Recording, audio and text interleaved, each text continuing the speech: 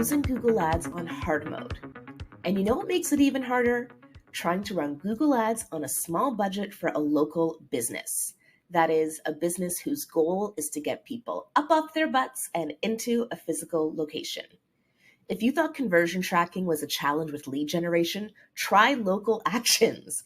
It's hard, but it's not impossible. I asked Jack Hepp to join me on this episode. Jack and Jyll went up the hill to fetch you local Google Ads tips? Sure, that works. You may know Jack from LinkedIn, Twitter, or Threads as Harrison Jack Hepp. He's a Montana-based Google Ads expert who left agency life about 2 years ago to go all in on his own Google Ads management business. Jack is an integral part of the PPC community. He's very generous with his time and his expertise, and he's not just someone who posts his own stuff. Of course, he shares excellent Google Ads content. You should follow him. But he also shares really insightful comments on other folks' content too.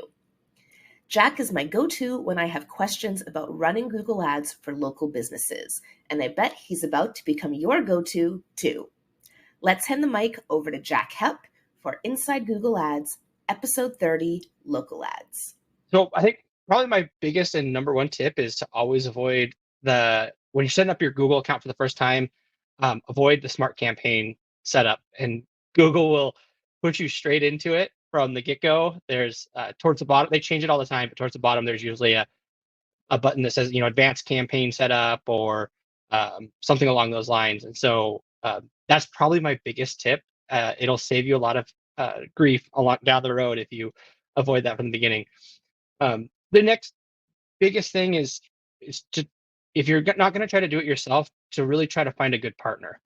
And that's easier said than done. And it can be really difficult too for smaller businesses, especially. Ads management's not always the cheapest thing. But finding a good partner from the get-go will save you, helps you get your campaign set up right from the beginning, and it'll save you a lot of grief down the road, especially making sure you own your own account, things like that. From there, I think one of the biggest things I work with local businesses on is making sure your website is ready for you to run ads. And that's not always the case for small businesses. A lot of times it's an afterthought, but that's really kind of one of the most important things is making sure that you actually are ready to handle the traffic and people can convert and do what you want them to do on the website, whether it's make calls or fill out a form or buy something. From there, the next thing is make sure you have conversion tracking, and a huge number of small businesses, local businesses, don't ever have conversion tracking set up, and they're just driving traffic and hoping it works. You're gonna just kind of be flailing around in the dark if you don't have conversion tracking set up. You're just gonna be hoping the traffic that gets to your website does something. So that's really a big one, and that's another place where having a good partner will help you out a lot. Is making sure that you're actually tracking what you want to happen. And then probably the biggest question for any local business is, what does my budget need to be? How much do I need to spend? And it's a hard question to answer, but I usually warn businesses, and it's easy to want to start small and just kind of dip your toes in the water and say, hey, if we spend a couple $100 a month, maybe we'll see if it works and go from there. A lot of times you're going to find that it doesn't work, and you're just going to assume that's the case. And so you need to set a realistic budget. And so I usually advise businesses, pick an amount of money you want to spend and pick a time frame. Say we want to spend, $3,000 and we're going to do it for 3 months. It's going to give you a lot better idea of whether or not things work if you actually give it some time and budget to do it. The one, kind of rule of thumb I've seen for testing budgets is get at least 10 clicks a day. And so you trying to kind of estimate your cost per click and figuring out, what does it cost to get 10 clicks per day? And then that will allow you to kind of get an estimate of what your minimum budget should be. The reason for 10 clicks a day is so that you can have a realistic conversion rate that actually will drive you, enough conversions to make things work. So those are kind of the biggest things that I think businesses need to work through to get started. And none of that even involves getting the campaign set up. That's all before you ever even start setting up the campaign. And with local businesses, I know a big challenge is that the thing you want someone to do isn't necessarily to buy online. The thing you want someone to do is come into your local store. And we used to have local campaigns in Google Ads, but we don't anymore. Now it's just Performance Max or a smart campaign, or maybe search can show up in maps. What are the options today for small business owners to know if people interacting with their ads are actually coming in to see them IRL?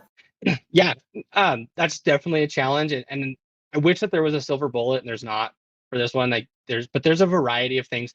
I will say I've seen good luck with Google's store visits tracking, and so the quick and dirty of that is Google uses your click data and cross references it with their Maps data to determine if somebody has clicked on your ad and then been within a vicinity of your store, and it actually can be fairly effective. The other things I work with on businesses is, just try to track, here's where the campaign started and here's what things were like before and here's the foot traffic we see since, or what the sales were like versus last year at this time. So you can kind of get an idea, like, is there something going on? Um, since local campaigns have gone away, I've run PMAX campaigns for local businesses, and I've talked to other people who have as well.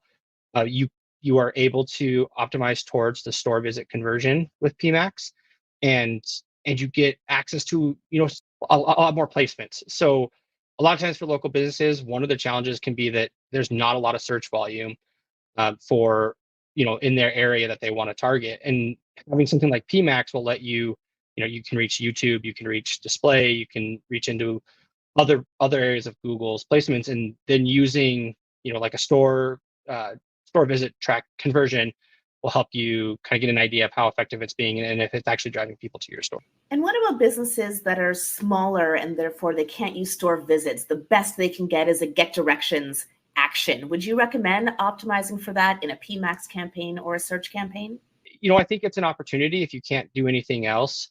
But you just have to kind of be realistic with whether or not how you're going to actually track if it's working for you or not. For businesses that are really small like that, that's a big one where I'll say, hey, let's track, what your sales look like versus last year, or whether you're seeing an increase of people coming in. Maybe there's a special offer that you run only, that only people who see that campaign would come into the store and use. And so those are kind of some other areas that I work with businesses on as well, so that we can get some level of tracking for that.